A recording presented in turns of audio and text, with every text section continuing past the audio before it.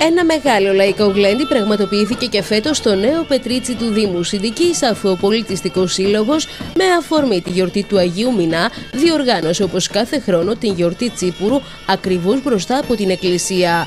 Το Τσίπουρο αερέαφθονο, ενώ όπως ήταν φυσικό, ο χορός ήταν το βασικό συστατικό της επιτυχίας της γιορτής. Και φέτος το παραδοσιακό γλέντι, που έχει την ονομασία γιορτή Τσίπουρου, τα είχε όλα και οι κάτοικοι του χωριού διασκέδασαν και χόρεψαν με την καρδιά τους. Σαν τους Τάτσουδαλίδες δεν υπάρχει ράτσα.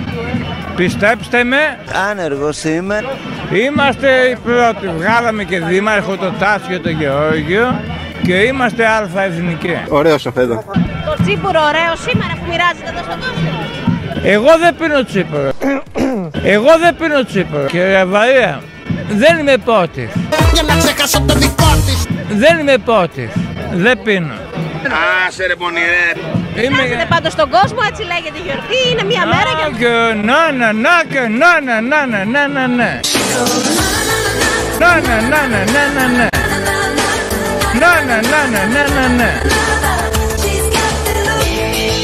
Ωραία. Φαΐ φουλ το φουλ.